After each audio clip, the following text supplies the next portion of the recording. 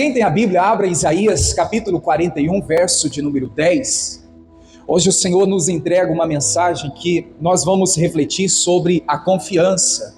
Como está a sua confiança em Deus? Embora muitos dizem que confiam no Senhor, mas na hora do aperto, na hora do sufoco, na hora do dia mau, na hora que as coisas começam a desandar, cadê essa confiança em Deus? E não existe. Deus não quer que a gente apenas fale, expresse. Deus não quer apenas ouvir de nós que confiamos nele.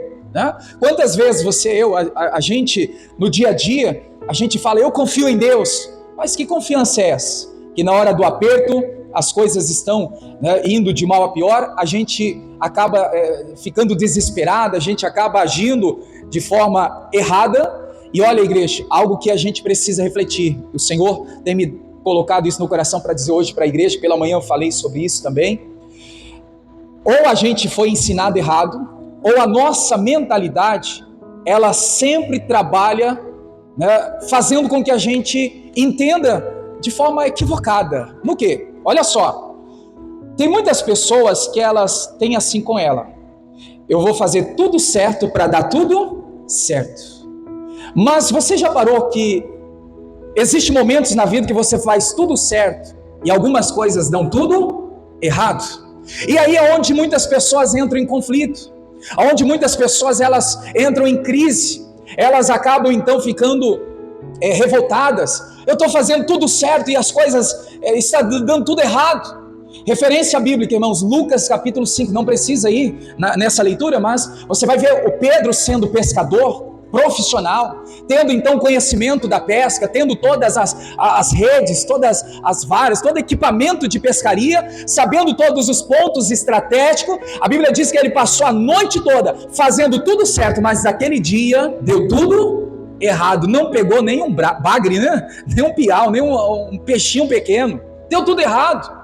Então veja que às vezes a gente está, irmãos, deixando os ensinos que foram passados, ou a nossa mente, eu faço tudo certo, vai dar tudo certo. E aí quando as coisas dão errado, as coisas não se encaixam, é onde as pessoas acabam entrando em crise. Eu creio que essa mensagem também é para despertar, irmãos, aquilo que Jesus também disse: no mundo tereis as aflições, os momentos difíceis. A vida do crente não é só momento, irmãos, de alegria, de vitória, de sucesso, de conquistas, de realizações, porque muitas vezes nós estamos com a mentalidade voltada só para isso. Aí eu aprendi que agora na igreja, agora em Cristo, agora com Deus, é só vitória.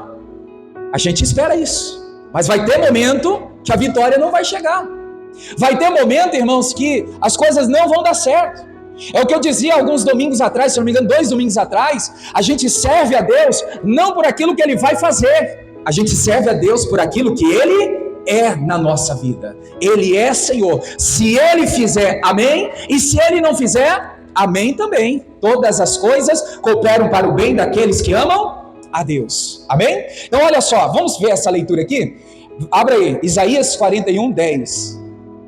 A Bíblia nos mostra essa declaração do profeta. Eu vejo como uma promessa da parte de Deus. Deus está prometendo para mim e para você estar conosco em todas as situações. Está escrito assim: não temas, porque eu sou contigo. Não te assombres, porque eu sou teu Deus. Aí olha só, igreja, olha essa promessa, é linda demais, é profunda, é da parte de Deus para conosco. Deus dizendo: eu te esforço, eu te ajudo, eu te sustento com a destra da minha justiça. Amém. O que a gente aprende aqui, irmãos? É Deus que nos esforça.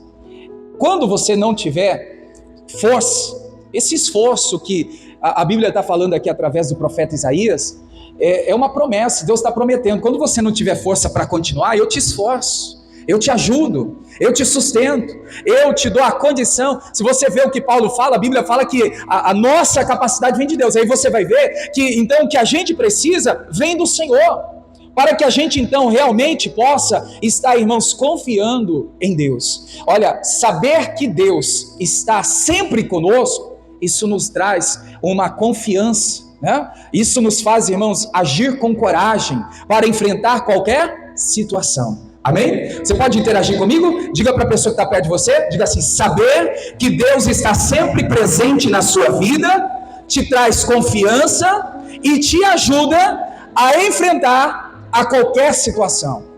Então nunca esqueça, irmãos, você não está só. Amém?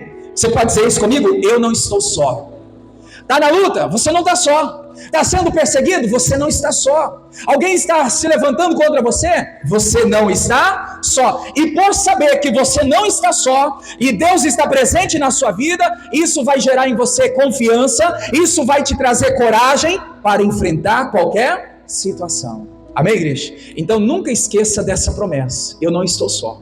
Eu não vou temer, não vou me render aí à preocupação, eu vou ficar confiante no Senhor, Ele vai me esforçar, Ele vai me ajudar, Ele vai estender as suas mãos e eu vou conseguir superar essas lutas, essas dificuldades que estão diante da minha vida. Amém, igreja? Outro exemplo que eu aqui estava refletindo agora à tarde, João 14:1. João 14:1, a Bíblia nos mostra aqui o encorajamento de Jesus. Jesus está nos encorajando a confiar em Deus em qualquer circunstância, em qualquer fase.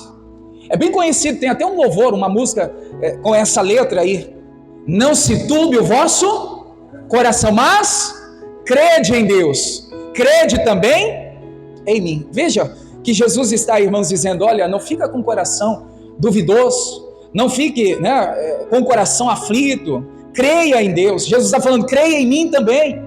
Jesus está nos lembrando, irmãos, que confiar em Deus, confiar na sua palavra, confiar em Cristo, isso vai nos dar o que, igreja? Se você continuar lendo aí João 14, o que o texto vai falar? Sobre paz e segurança. Você vai ter paz no teu coração, mesmo em meio às adversidades, às tempestades, às lutas, às adversidades na sua vida. A confiança em Deus, crendo no Senhor, confiando na sua palavra, você vai ter, irmão, sempre no coração a paz. Como diz, o mundo pode estar caindo à sua volta, as pessoas podem estar se levantando contra você, mas não se turbe o vosso coração. Não deixe o coração perturbado, não deixe o coração aflito. Creia em Jesus Cristo. Muda a versão aí, por favor. Coloca a Viva. A gente vai fazer a leitura aqui com mais sequência. Vamos ler. Leia comigo aí na tela, igreja. Vamos lá. Que o coração de vocês não fique o quê? Aflito. Creia em Deus, creia também em mim. 2. Existem muitas moradas na casa de meu pai. Se não fosse assim, eu lhe diria: vou preparar moradas para vocês.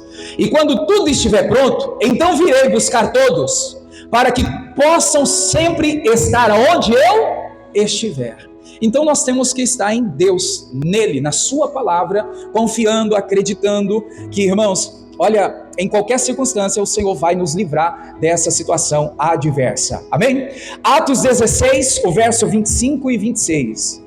Daqui a pouco eu vou também fazer a ministração que passei pela manhã também. O Senhor nos dá essas referências aqui para ser acrescentada e despertou no meu coração. Estou entregando à igreja aí. Paulo e Silas, perto da meia-noite, eles estavam orando, eles estavam cantando hinos a Deus, os outros presos estavam ouvindo, escutando, e aí no versículo 26 diz o que, igreja? De repente, sobreveio uma tão grande, o terremoto, que os alicerces dos cárceres se moveram, e logo se abriram todas as portas, e foram soltas as prisões de todos. Amém.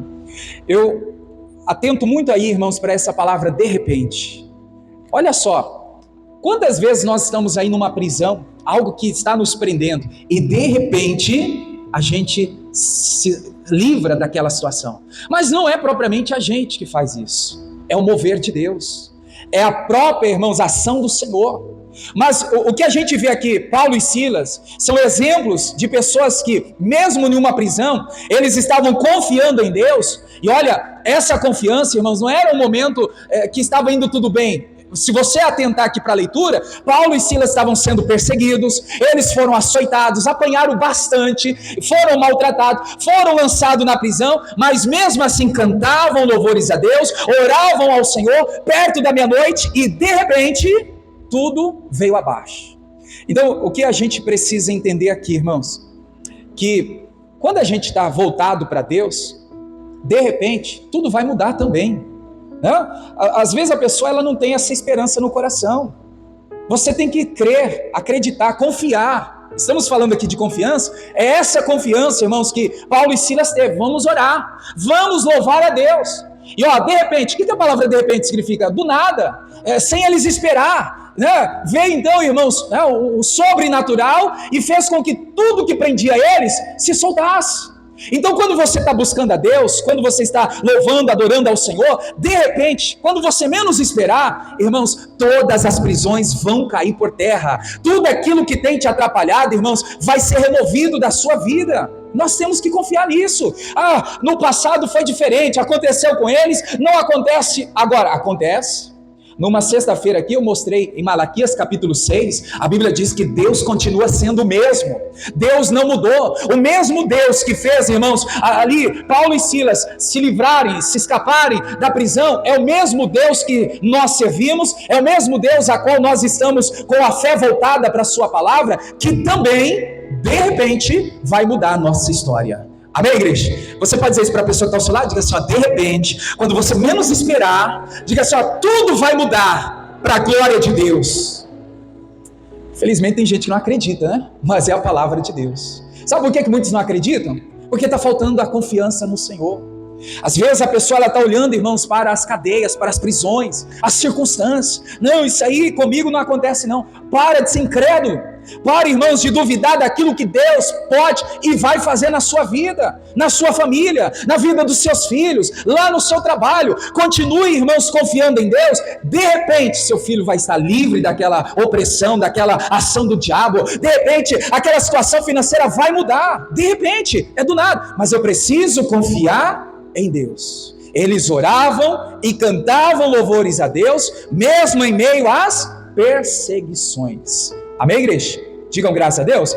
Outro exemplo aqui, está cheio de exemplo que a Bíblia nos traz sobre, irmãos, a confiança. Você pode depois lembrar comigo aqui, lá em 1 Reis 17:6, a passagem da providência que Deus trouxe a Elias, pois Elias confiou na provisão de Deus em um período de seca, fome, um período que estava tudo difícil, irmãos, não tinham o que comer. O que Deus fez? Alguém lembra da história? Deus enviou corvos para trazerem pão e carne pela manhã. E a Bíblia diz que também isso aconteceu à noite, está aí, E os corvos traziam pão e carne pela manhã, como também pão e carne à noite. Bebia do ribeiro. Então veja, olha a providência de Deus para Elias. Você que está no sufoco, você que está no aperto, você que está numa situação que você está assim, eu preciso urgentemente de uma provisão de Deus. Confia que essa provisão vai chegar. Confia, irmãos, que o Senhor vai enviar corvos para trazer a provisão para a sua vida. É preciso acreditar. Amém, igreja? Daniel 6:23, outra referência também.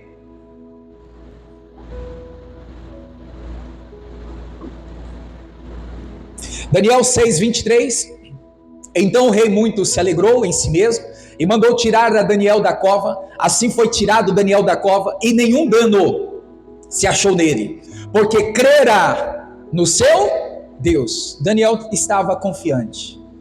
Na vida você vai estar, irmãos, diante dos leões da vida, os ferozes, coisas, né, que você vai ficar muitas vezes até assustado.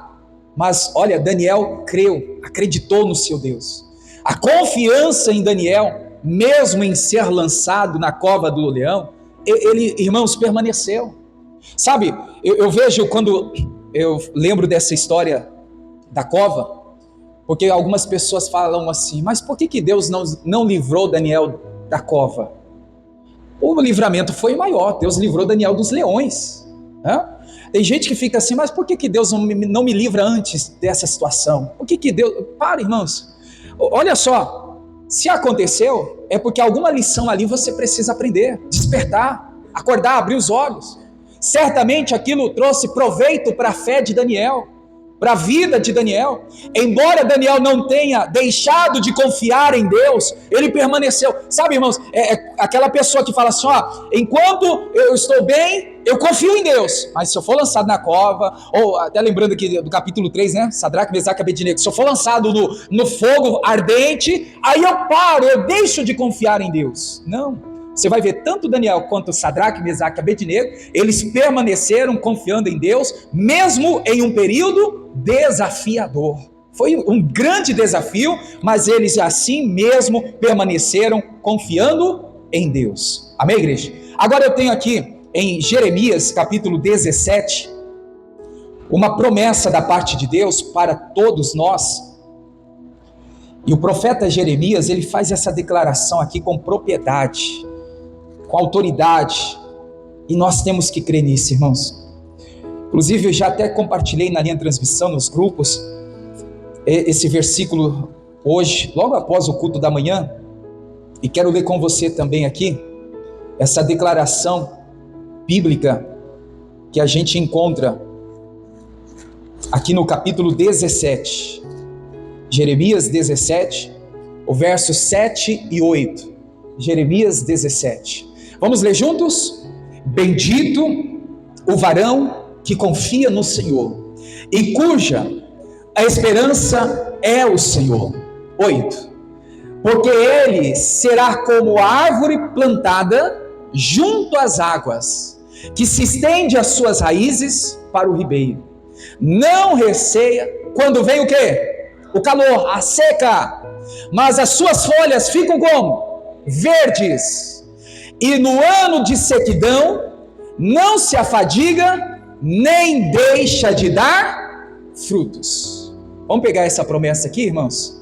A promessa é que se confiarmos no Senhor, mesmo em tempo de sequidão, mesmo naquele tempo de calor, de dificuldade, veja, a Bíblia está dizendo que essas folhas, a folha é a nossa vida, né? A árvore somos nós. Quando nós estamos plantados no Senhor, enraizados em Deus, quando a gente está, irmãos, com a vida sobre as águas, o que representa essa água aqui? A palavra de Deus, né? A presença de Deus. Quando a gente está plantado na palavra, olha o que vai acontecer, a gente não vai deixar de dar frutos. Olha, igreja, o que a gente precisa entender aqui? Que Jeremias, em um tempo de crise, havia uma crise nacional, havia uma crise de idolatria, irmãos, o povo cresceu na idolatria, a crise da fé, as pessoas deixaram de buscar a Deus. Então veja só, a crise começou a se expandir, ao ponto que a idolatria estava aumentando, a injustiça estava aumentando, era uma grande ameaça para Jeremias e para o povo de Deus, e Jeremias fala assim, vamos confiar no Senhor, porque bendita é a nação que confia no Senhor, que tem o Senhor como seu Deus. E olha, igreja, o texto está falando aqui de uma escassez, de uma seca, sequidão. Esses símbolos de crise aqui, irmãos, a gente trazendo para os dias de hoje, é tão presente que daí a gente pode ver crise financeira, crise familiar, crise conjugal, crise na criação de pais para com filhos, crises que estão abalando o coração das pessoas, estão deixando as pessoas aflitas. Tem muitas pessoas com o coração apertado, angustiado, irmãos, porque a crise está aumentando, está crescendo. Mas creia nessa promessa de hoje. Qual é a promessa? O verso 7, volta aí. Muda a versão aí, por favor. Olha na tela aqui, igreja. Está falando homem aqui, mas é homem, mulher. Todas as pessoas que confiam no Senhor, que colocam no Senhor toda a sua esperança, esse sim é muito feliz. A sua vida é cheia de bênçãos. Essa é a promessa de Deus. Se nós confiarmos em Deus, mesmo na crise, mesmo no momento difícil, irmãos, a nossa vida, ela vai ser muito abençoada a si mesmo, porque Deus não vai deixar de nos abençoar. É como eu disse no início, a gente vai ter momentos difíceis? Vamos, você já teve, tem, terá. Não se desespere se você estiver passando por um momento difícil, como eu falei agora há pouco no início da ministração, irmãos, é normal você fazer tudo certo, em alguns momentos dá tudo errado. Eu estou batendo nessa tecla aqui, irmãos, porque tem gente que precisa entender isso, porque ela está se frustrando, ela está ficando abatida, porque eu faço tudo certo, eu ensino meus filhos, mas não aprendem, eu faço tudo certo no trabalho, mas dá tudo errado, eu quero andar com Deus na retidão para agradar ao Senhor, mas eu não consigo. Veja que muitas pessoas, por não conseguir o resultado que ela espera, ela acaba se frustrando, ela acaba entrando em crises. Irmãos, crise de ansiedade, crise, né, onde vai levar a pessoa a ficar ali preocupada, e agora, o que vai ser de mim, o que eu vou fazer, o que vai ser o meu amanhã, e aí a pessoa ela vai deixar de viver hoje. O que o próprio Cristo disse, irmãos? Não se preocupe com o dia de amanhã, basta o dia a cada dia, não, basta o dia de hoje, vamos pensar no hoje, amanhã não nos pertence. Mas muitas pessoas estão se dando mal porque têm deixado de confiar no Senhor. Amém? De manhã eu mostrei 2 exemplos aqui, quero mostrar para você 2 exemplos, 2 reis, um que confiou em Deus e outro que deixou de confiar em Deus. Primeiro exemplo é 2 Reis, capítulo 18, a partir do verso 5 ao 7. O primeiro rei é o rei Ezequias. O rei Ezequias, em um tempo, irmãos, de idolatria, dificuldade, de momentos adversos, momento muito mal que eles estavam enfrentando, mas mesmo assim, houve-se a confiança em Deus. O rei Ezequias, ele foi muito abençoado por Deus, porque a nossa confiança em Deus, ela gera em nós, pelo menos 3 coisas. Eu gostaria que você marcasse aí, irmãos. Diga comigo assim: a minha confiança em Deus gera em mim pelo menos 3 coisas. O quê? Prosperidade, vitória contra os seus inimigos e a honra da parte de Deus para você. Deus te prospera, Deus te dá vitória diante dos seus inimigos e Deus também te honra. De onde eu tirei isso? Desse capítulo. Você vai ver, irmãos, Deus prosperando Ezequias. Você vai ver Deus dando vitória para Ezequias diante dos seus inimigos. E no final, irmãos, Ezequias foi muito honrado por Deus. Por quê? Confiou no Senhor. Amém, igreja? Vamos ler então? Tá aí, ó. No Senhor, Deus de Israel, o que ele fez? Confiou. De maneira que depois dele não houve seu semelhante entre todos os reis de Judá, nem entre os que foram antes dele. Porque se chegou ao Senhor, não se apartou após ele e guardou os mandamentos que o Senhor tinha dado a Moisés. Assim foi o Senhor com ele, para onde quer que saía, se conduzia com prudência e se revoltou contra o rei da Síria e não o serviu. Olha só, igreja, aqui você já vê uma diferença já acontecendo. Depois você continua a leitura, a sequência, você vai ver o quanto Deus abençoou a vida de Ezequias, porque ele confiou em Deus, confiou no Senhor. O resultado de quem confia em Deus é ter da parte do Senhor, irmãos, prosperidade, vitória contra os inimigos e a honra. Deus vai te honrar, Deus vai fazer você vencer essas batalhas que você tem travado. Deus vai, irmãos, te prosperar com dignidade, com santidade, com temor, com o seu trabalho, você vai ser abençoado. Quando a gente fala prosperidade, irmão, não pensa só em riqueza, não pensa só em dinheiro, não. Quando a gente fala em prosperidade, são as bênçãos de Deus sobre a nossa vida. Né? Tem gente que associa a palavra prosperidade com um pacote, né? Um saco de dinheiro. Não, é as bênçãos de Deus sobre a nossa vida. Deus abençoou muito ali o Ezequias, porque ele confiou no Senhor. O segundo rei, volta uma folha, capítulo 16, vou pedir só para você passar os olhos aí, você vai então ganhar tempo comigo aqui, e você vai ver desse rei chamado Acás. 2 Reis, capítulo 16, do 1 ao 4 você vai ver, irmãos, o posicionamento errado desse rei, que quando veio a palavra do Senhor, ele rejeitou, ele não confiou, ele não acreditou. Você vai ver que ele foi, né, um fiasco diante da fé, diante daquilo que se esperava. E olha, do versículo 7 a 8 em diante, você vai ver o resultado foi derrotas. Foram ali, irmãos, não só o Acás, mas todo o povo envergonhado. Eu falo aqui que foi um período de decadência espiritual. O que é isso? É retroceder na fé. Nós precisamos tomar muito cuidado, irmãos, porque a falta de confiança pode também trazer esses resultados para a nossa vida. Quando nós não confiamos em Deus, nós perdemos as batalhas, nós somos envergonhados e olha, a gente acaba retrocedendo na fé. Veja que quando eu confio, eu oro, eu busco, eu vou à igreja, eu me envolvo, mas quando eu não busco, né, essa confiança, quando eu não tenho ela, irmãos, a decadência é inevitável, ela vem, e ela vem enfraquecendo, ela vem desanimando, ela vem fazendo com que a pessoa, ela venha perdendo, né, no campo espiritual, o seu posicionamento. Então foi o que teve aqui, o que aconteceu com esse povo que deixou de confiar em Deus. Por isso, Guarde no coração, não deixe de confiar em Deus. Hoje nós temos, irmãos, esses dois caminhos. Qual o caminho? De confiar e deixar de confiar. Qual caminho você quer seguir? De confiar em Deus verdadeiramente? Falei no início, Deus não quer ouvir somente a nossa declaração. Ah, eu confio em Deus.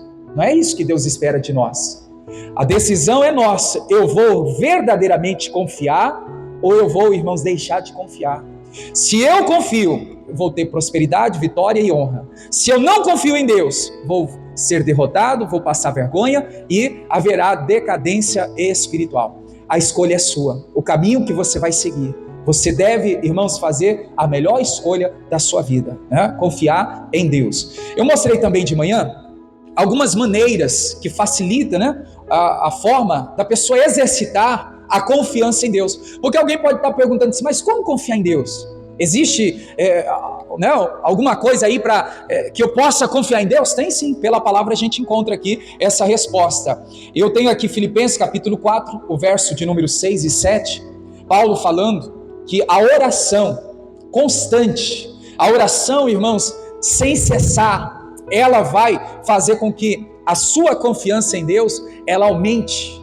Eu até falei de manhã e eu entendi dessa maneira. Quanto mais eu oro, mais eu confio em Deus. Agora entenda o contrário. Se eu não tenho uma vida de oração, eu também não vou conseguir confiar em Deus. Olha a declaração aí, ó. Primeiro fala para não ficar inquieto, né? Ansioso. Porque eu vejo aqui, até falei de manhã, que a oração, segundo essa leitura aqui, a oração, ela tira o peso da ansiedade. A oração, irmãos, coloca no nosso coração a esperança no Senhor. Leia que você vai entender agora, ó. Não estejeis ansiosos, inquietos por coisa alguma. Antes, as vossas petições. O que é petições? É pedir, né? Sejam em tudo conhecidas diante de Deus, pela oração, súplica e com ação de graça. Se a gente entender todo o versículo aqui, tudo está envolvido, irmãos, em um só pacote. Oração constante, oração contínua. Está em crise? Vai orar, vai falar com Deus. Está passando por momentos de perseguição, estão te perseguindo? Estão falando de você, estão te maltratando, estão ofendendo você, irmãos? Vai orar. A oração vai tirar esse peso de você. A oração vai tirar isso que está te sufocando. A oração vai te fazer esperar, confiar mais no Senhor. Amém, igreja? Então quem ora, cria sempre raízes em Deus. Quem ora, irmãos, ainda que vem tempos difíceis, ela não se abala, ela permanece firmada no Senhor. Então a primeira orientação aí para exercitar a confiança em Deus é manter uma vida de oração contínua. Eu tenho falado nesses últimos cultos que orar com a igreja, irmãos, orar no culto é uma coisa. Orar com você aqui no microfone é uma coisa. Agora eu orar sós, o meu particular é Mateus 6,6, o que o Senhor Jesus disse. Aquele que ora a sós, que o Pai está vendo, ninguém vê. Não tem público, não tem microfone, não tem ninguém que está ouvindo a minha oração. Mas quando eu oro, eu estou ali criando raízes na presença de Deus, irmãos, e mais confiante no Senhor eu vou ficar. Quantas pessoas que infelizmente deixam para orar só aqui na igreja? E olha lá, quando oram, né? Tem gente que às vezes até na igreja ela tem dificuldade de orar. Então é uma prática que precisa ser passado para uma disciplina. Disciplina, irmãos, é você insistir, mesmo o corpo não querendo, mesmo você não entendendo, é disciplina. É você disciplinar para ter uma vida de oração. É orar hoje, amanhã repetir a oração. Não as frases, né? Repetir um tempo de oração, repetir ali um momento com Deus, para você se aprofundar mais no Senhor. Abacuque capítulo 3, a segunda forma de exercer a confiança em Deus. Essa declaração do profeta Abacuque é muito conhecida, e a gente vê, irmãos, que é a pura verdade dos dias atuais. O profeta, ele diz assim, no verso 17, porque ainda que a figueira não floresça, nem haja fruto na vide, o produto da oliveira minta, os campos não produzam mantimentos, as ovelhas das malhadas sejam arrebatadas, e nos currais não haja vacas, todavia me alegrarei no Senhor, exultarei no Deus da minha salvação. Qual é o segundo método para estar confiante em Deus? É pela adoração. É pela súplica na adoração a Deus. Algo que todos precisam ter, irmãos, o conhecimento. Adorar não é cantar músicas decoradas, letras decoradas. Adorar é você levantar um altar de adoração para o Senhor. Você pode estar orando, você está adorando a Deus. Você pode estar ali no envolvimento com o Senhor, adorando. Agora, irmãos, não espere as coisas melhorarem para você ir adorar a Deus, não. Não espere as coisas se encaixar, não, quando eu ficar melhor, quando eu estiver bem, quando olha as coisas clarear, aí eu vou adorar a Deus. Não, irmãos, o que o profeta está nos ensinando é que mesmo que não tenha vaca no curral, mesmo que a figueira não está florescendo, mesmo que não haja fruto na vide, ele está dizendo, eu exultarei, eu adorarei, eu me entregarei na adoração, mesmo em meios às crises. Mesmo, irmãos, na sequidão, adore a Deus. Eu falava de manhã, eu acredito que você já teve essa experiência. Um dia você está lá trabalhando, né? O dia mau que a Bíblia fala, você já passou? Todos passam, né? Pelo dia mau. Não tem um dia mau? Tudo dá errado, as coisas apertam, tudo fica mais difícil. Ninguém te compreende, ninguém, irmãos, sorri para você, parece que está tudo difícil, tudo escuro, né? Esse dia mau vem para todos. É nesse dia mau que nós devemos adorar a Deus. É nesse dia mau que nós devemos estar voltado para o Senhor na adoração. Né? Eu não posso esperar as coisas melhorar para adorar a Deus. Quantas pessoas que ainda estão assim? Não, depois que as coisas se alinhar, aí eu vou para a igreja adorar a Deus. Depois que as coisas clarear, eu vou levantar o meu altar da adoração. Por que você não faz isso agora? Você já não faz isso o quanto antes? É o que o Senhor está dizendo aqui através do profeta. Olha, eu exultarei, o Deus da minha salvação. Tendo situações difíceis ou não, eu vou estar adorando a Deus. Então, adorar a Deus em meio às lutas, isso, irmãos, glorifica ao Pai. Terceiro exemplo, vamos ler aqui 1 Samuel 7. Lá no capítulo 7, o verso também de número 7. Eu fiz essa leitura de manhã. Um ponto específico aqui, Deus despertou em meu coração, eu quero abordar com você também. 1 Samuel, capítulo de número 7, o verso também de número 7.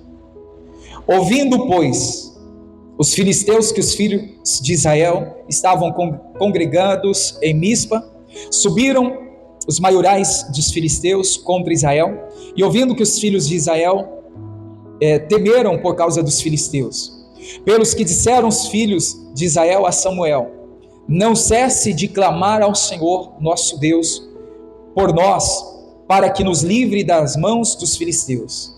Então Samuel tomou um cordeiro que ainda mamava e sacrificou-o inteiro em holocausto ao Senhor. E clamou Samuel ao Senhor por Israel, e o Senhor lhe deu ouvidos. Repete essa frase final. E o Senhor lhe deu ouvidos. Agora, igreja, e sucedeu que, estando Samuel sacrificando o holocausto, os filisteus chegaram à peleja contra Israel. Vamos parar aqui, irmãos. O que Samuel estava fazendo? Estava sacrificando, estava oferecendo o holocausto. Ele estava adorando a Deus. Veja que Samuel estava buscando a Deus. E mesmo no momento de buscar a Deus, a leitura fala o que, igreja? Que chegou os filisteus contra Israel. Isso aqui é interessante. Tem momento que você está também adorando, tem momento que você está na fé, tem momento que você está, irmãos, na confiança em Deus, vai ter momento que você está, irmãos, na melhor fase da sua vida com Deus, mas mesmo assim, o que vai acontecer? Vai vir os filisteus contra você nesse momento. E aí onde muitas pessoas, às vezes, elas se assustam, elas se desesperam, ela acaba não entendendo. Eu estou orando, eu estou buscando, eu estou indo à igreja, eu estou tendo uma vida voltada para o Senhor, e mesmo assim vem luta, vem a adversidade, vem a doença, vem a perseguição. Irmãos, isso é normal. Veja que isso aconteceu há mais de, 2.000 anos atrás, acontece até o dia de hoje. Chegaram os filisteus contra Israel. E Samuel estava fazendo o que, igreja? Adorando a Deus, servindo ao Senhor. Então entenda que mesmo servindo a Deus, vai vir situações contra você. É como eu dizia de manhã, estamos aí num período de jejum, 40 dias. Você está fazendo jejum? Se alguém não estiver fazendo, faça, pode entrar, comece amanhã. da forma que você pode propor no seu coração, faça. Importante que você faça. Não consegue ficar 24 horas, 12 horas, estabeleça um tempo, ou tire aquilo que você mais gosta, mas faça, irmãos, faça, porque há tipos de castas de demônios que só saem com jejum e oração. Depois a gente fala mais do jejum, mas aproveitando aqui a palavra, né? Quantas pessoas que dizem assim, só foi eu começar a fazer o jejum, veio tanta luta, veio tantas adversidades. Olha aqui, igreja, veio contra ali Israel, os filisteus, chegaram os filisteus. Então veja, quando você faz um jejum, chega também, irmãos, a adversidade, chega também, irmãos, o levante do inimigo, chega também, irmãos, a tentação, aquilo que tudo é para fazer você desistir do propósito de Deus. Agora, uma coisa interessante aqui, Samuel não deixou ser levado por aquilo que ele estava vendo, porque ele estava adorando, buscando ali a Deus, ele viu, ele percebeu que os inimigos chegaram, e ele continuou no seu posicionamento de dedicação a Deus. Irmãos, não deixa nada tirar o seu foco de Deus, não deixa nada tirar, irmãos, o seu foco da palavra. Jesus tem que ser o centro da sua vida, Jesus tem que estar no todo o seu coração. A partir do momento que a gente acaba ficando olhando para as adversidades, os vendaval, lembra do caso do Pedro, que estava com Jesus sobre o mar? Enquanto ele olhava para Cristo, irmãos, estava indo tudo bem, mas quando ele olhou para a tempestade, para o vento forte, começou a se assustar, ficou com medo, e o que aconteceu? Foi se afundando, porque tirou os olhos de Cristo. Se eu e você, irmãos, tirarmos os olhos de Cristo, se a gente perder o foco, Jesus Cristo é, irmãos, o nosso foco, Ele é o nosso Senhor. Se a gente perder o foco, certamente a gente vai se afundar em qualquer área da vida, isso é inevitável, acontece, né? Voltando aqui para a gente concluir, o Samuel, ele permanece confiando em Deus, crendo no agir de Deus, sabendo que Deus estava no controle de todas as situações. Irmãos, já há alguns dias eu tenho falado isso e tenho falado na fé, porque até muitas vezes nem está no meu esboço. O que o Senhor tem nos falado sobre isso e batido nessa tecla. Se as coisas fugiram do seu controle, não fugiu do controle de Deus. Se você fala, eu não sei mais o que fazer, já fiz de tudo pela minha vida, pelo meu trabalho, pela minha família, pelo meu casamento, pela minha saúde, já fiz de tudo, não sei mais o que fazer. Talvez você está nessa situação. Creia, confie em Deus, que as coisas não saíram do controle de Deus. Você pode dizer isso para a pessoa que está perto de você? Diga assim, as coisas podem ter saído do seu controle, mas não do controle de Deus. Deus, irmãos, está controlando, Ele está no controle de tudo. Foi o que Samuel entendeu. Mesmo os inimigos vindo, chegando, o Samuel continuava adorando, servindo a Deus. Está no controle de Deus. Deus não vai deixar a gente se perder, Deus não vai deixar a gente ser ferido, Deus não vai deixar esses inimigos acabar com a gente. O Samuel estava exercendo uma fé, irmãos, em obediência ao Senhor, por confiar nele.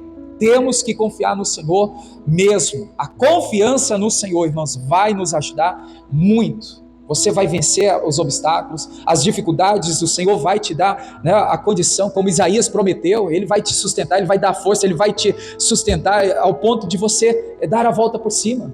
Amém? Então é isso que o Senhor nos entrega hoje. A promessa que Ele deu a Jeremias está dando para mim e para você hoje também. Confie em Deus em tempos de seca. E essa confiança em Deus vai fazer o que, igreja? Com que a gente continue frutificando. Continue dando muitos frutos. Amém. Fique em pé, por favor. E diga para a pessoa que está ao seu lado aí. Procura alguém aí. Diga assim, ó. Mesmo em tempos de sequidão, você vai dar muitos frutos. Você vai continuar frutificando. Por quê, irmãos? Porque a sua vida está no Senhor, né? E estar na palavra, estar em Deus, vai fazer com que você dê muitos frutos para a glória de Deus. Amém? Deus abençoe você da internet, fique na paz.